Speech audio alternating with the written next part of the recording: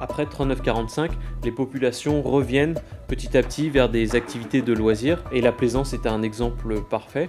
Le développement de la plaisance a été possible grâce à l'influence de plusieurs facteurs.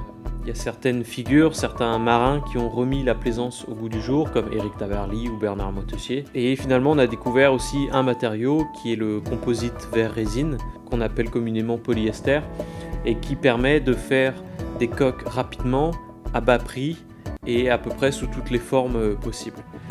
Le problème, c'est qu'on construit alors un grand nombre d'unités de plaisance sans se soucier de la fin de vie de ces bateaux.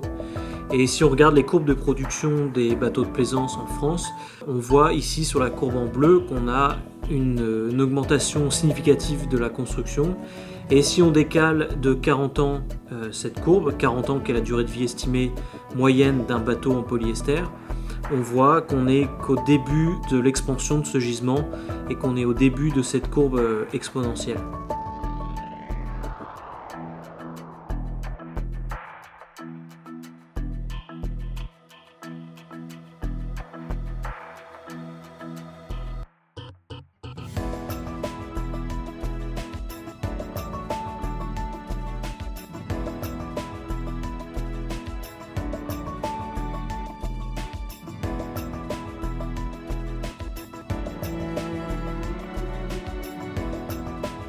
Alors les sources de la problématique bateaux de plaisance hors d'usage, elles sont multifactorielles.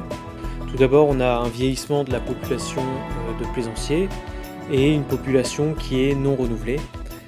Alors, cela peut s'expliquer partiellement par la politique des écoles de voile qui à une certaine époque était principalement axée sur la compétition et a pu détourner certains pratiquants de la plaisance en général. On a d'autre part on a connu une récession économique à partir de 2008, ce qui n'a clairement pas favorisé les domaines du loisir dont la plaisance fait partie. Et en plus de ça, aujourd'hui on a un changement de pratique, c'est-à-dire que les plaisanciers se tournent vers d'autres pratiques du nautisme, par exemple le kayak, le kitesurf, le surf, des pratiques moins chronophages, moins onéreuses. Et on a également aujourd'hui beaucoup plus de copropriété, c'est-à-dire qu'on a plusieurs propriétaires sur un même bateau, ce qui réduit évidemment le nombre d'unités de plaisance nécessaires. Et les plaisanciers se tournent de plus en plus vers la location, qui permet d'avoir des supports différents à chaque location, et ce dans différents endroits sur la planète.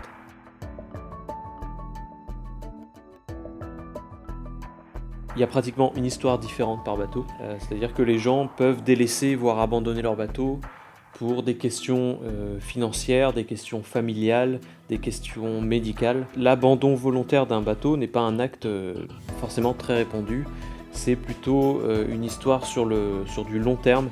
Alors comme on se retrouve avec un nombre d'unités importantes sur le marché sans forcément une demande équivalente en face, on a un marché de l'occasion qui est saturé, ce qui fait qu'aujourd'hui il est assez difficile de vendre son bateau, même à bas prix. Et donc on a beaucoup de bateaux qui sont en vente pendant des années et qui se dégradent sans pouvoir être vendus.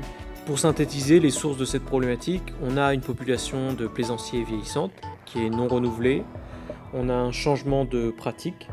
À côté de ça, on a eu pendant des années une filière de traitement des bateaux en fin de vie inexistante. Et tous ces facteurs font qu'aujourd'hui on a un gisement de bateaux de plaisance hors d'usage et en constante augmentation.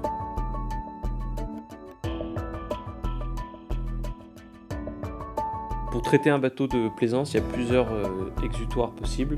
Le premier, le plus répandu et aussi le plus impactant, c'est l'enfouissement en centre de stockage. Donc on broie le bateau et il est tout simplement enfoui. Ensuite, le bateau peut être incinéré. Alors on a une incinération plutôt brute, ou on peut avoir une incinération sous forme de CSR, combustible solide de récupération. En fait, c'est l'ensemble des déchets non recyclables qui vont être broyés et agglomérés et vont partir notamment dans les fours de cimenterie pour être incinérés à la place de carburants fossiles. Et finalement, les meilleures valorisations sont celles liées au recyclage, au réemploi de la matière. Alors c'est ce qu'a fait le Rescol sur le site de Rochefort, anciennement Crite Matériaux, en réutilisant du broyat de composite verre-résine et en le réintégrant à hauteur de 40% dans des produits assez divers. L'entreprise Abéval Composite industrialise ces produits notamment des sous-basements de clôture qui sont des produits de très bonne qualité et qui incorporent jusqu'à 40% de recyclage de la matière.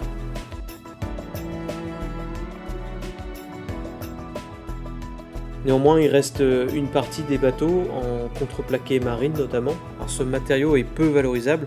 En effet, le contreplaqué est souvent stratifié avec de la résine, époxy, polyester. On a aussi des couches de protection comme le vernis, on a des cols. Au final, on a un matériau qui est difficilement valorisable.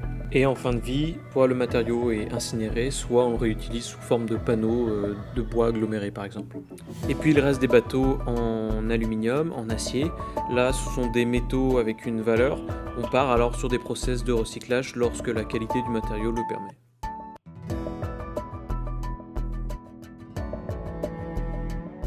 Alors face à ce gisement de bateaux de plaisance hors d'usage en constante augmentation, on a d'une part un encadrement législatif très flou et d'autre part un manque total de sensibilisation et d'information sur qui aujourd'hui déconstruit des bateaux de plaisance hors d'usage, à quel coût, où se situe-t-il. Et ce manque d'encadrement a contribué à l'émergence d'une problématique de plus en plus importante. Alors les choses évoluent dans le bon sens.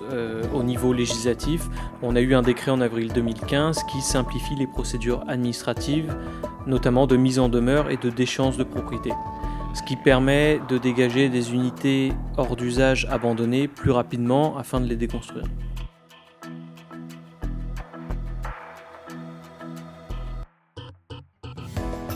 En 2015 a été proposée l'instauration d'une responsabilité élargie du producteur, ou REP. Une REP, c'est l'ensemble des dispositifs qui permet à une filière de gérer la fin de vie des produits qu'elle a créés.